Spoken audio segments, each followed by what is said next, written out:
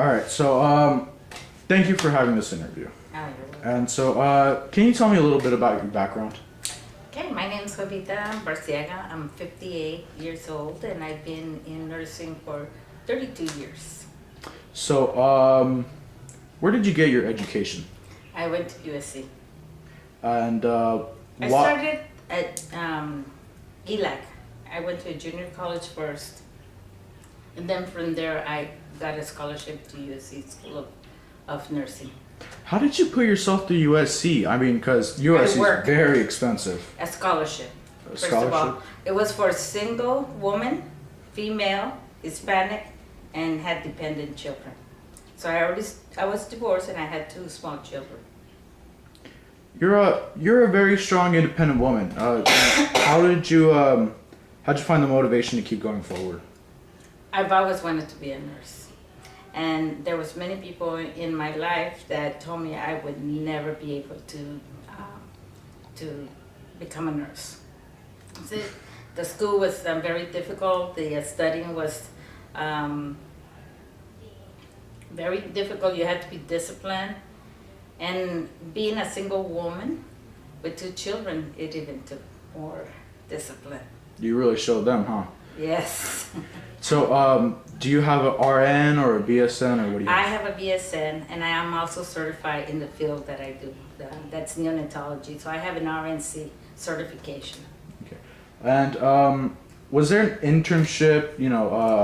Where did you do it and what did you do? I did 2 years of internship at LA County General Hospital. What did you do when you were there? I went through the training for the neonatal nursing. What is neonatal nursing? Neonatal nursing is the care of the micropreemie or the very small tiny babies and the very sick children who are born with defects. What's the work environment like? It's intense. So, It's considered an intensive care unit. can you give us a rundown of what a day is for you? Okay, I can tell you in the most hectic day, when I come in, if I'm doing transport or I have a charge duty or I'm regular staff, we're usually prepared with our assignments. Either I am going to be picking up all the babies for that night, whatever calls there is, I'm going to be responding to all the emergency calls. When moms come in bleeding and they have emergency C-sections, they have to remove the babies depending on their gestational age or how far along the pregnancy is advanced, then we prepare for that type of baby that's coming. And did you ever see yourself where you are now? No. You didn't think you were going to be No. neonatal? No.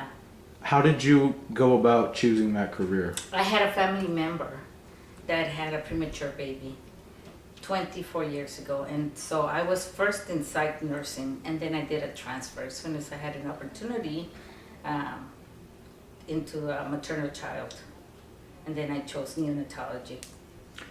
And back when you were going to school, how was that? That was difficult because I was working, I had to take care of 2 small children, and I had to go to school. So first came school, then my children, and second my job. And I worked for LA County General Hospital, so they made it very easy for anyone who was employed there. I was a secretary then, to transition into nursing. They give you the opportunity, the hours, and the pay. So for full-time, I was working full-time, that's 5 days a week, 8 hours. They would give you two days to go to school, and they would pay you for that. So that's how I was able to accomplish and still be employed. And then they had childcare on site, and then of course the family. All my family pitched in. Everyone helped. When you're in school, what was the program like? It's intense. Every 2 weeks you're being tested on materials. So you finish one phase, and then you're being tested, and then once you pass that, you go to the next one. You're only allowed to to miss once. That was it. If you did not pass, say, advanced nursing or pediatrics or OB, then the second time you were out of the program. Wow. And so, did you ever work in any other departments besides neonatal? Yes, I worked in medical surgical. I had to do 6 months in just regular surgery, and I went into what they call it the county red blanket. This is where they triage all the patients that were very ill or had contagious diseases. And SIDS was the big one in the 80s, and that's where I went. So that's one area I never want to work. Really? Yes, at that time. Now it's more control, but at that time we had no control of the disease process. So, what's the most important part of your job? Well, for me as a nurse, one of the most important parts when I'm taking care of a patient is the family support. Depending on the family support, there are people who come in who are single mothers. There are people who come in that have a very strong, they're married, not married. Who is the most important person to this baby? And then second is managing their pain. I think I went off. That's fine. For me as a nurse, I always have to focus on that patient. Who is the important part of this patient? Who could I bring to give this patient support, and what does that family need? In the hospital that I work, we have several people who are engaged along with the nurse taking care of not only the doctor, but we have social workers, we have physical therapy, we have occupational therapists, and it is my job to utilize all the resources I have to benefit the patient. For example, if I have a very small baby that was born and is intubated on life support system, and you know that baby is not going to be eating, so it's important to explain to the mother that she needs to eat well so that she can produce good milk. Because we can do everything to take care of this baby, but the one thing that we cannot do is provide the nourishment he's going to need once he starts eating. So it's important to take care of the mother too, so that when she comes in, it's important for her to touch the baby. It's important for her to bring a blanket maybe so that she can smell the same smell as the baby.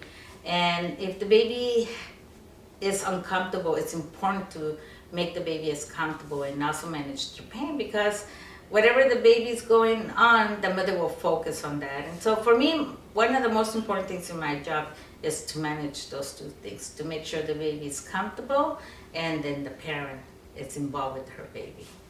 Now, do you deliver babies, or is it like emergency? It's for emergencies, right? Or... Right. I don't deliver the baby. The doctor delivers the baby, but when they're preparing to receive a high-risk delivery, usually we go and prepare the area, and then we prepare ourselves. The doctor will take care of the mom. Once the baby is delivered, it becomes us. What is a high-risk delivery? I would say a high-risk delivery will be a baby that's not going to be able to breathe on their own. That's a high-risk delivery. So if it's a premature baby, you know they're not going to be breathing. Depending the severity of how premature they are, then you know. Usually anything below 30 weeks of pregnancy, say 7-8 months and below. If you deliver a baby before your 8th month, you know they're going to have complications. So those are high-risk deliveries. If a mom is coming in bleeding, you know that baby is going to be a high-risk delivery. Yeah. So. What do you mean bleeding? Like a cut, or? Oh no! When the uterus starts to separate from the mother, then there's a lot of arteries and veins attached to that. So there's a lot of bleeding. So that means the baby's not going to get the blood. So that's a high-risk delivery. No oxygen, no nothing. So, closing out, do you have anything else do you have any words for people that want to become nurses? Or? It's a very gratifying job. It takes a lot of your time, and when you're a nurse, not only are you the nurse, but also your family. because you're gone for long hours. So they know that this is a profession. They know that this is a calling. And so your family becomes the nurses too, because you're gone, you're missing. So everybody knows they have to play a role in knowing that your job is going to go and take care of, say, somebody's life. So yeah, it affects every member of your family. Okay, so thank you for doing this interview. Oh, you're welcome. My pleasure. Okay.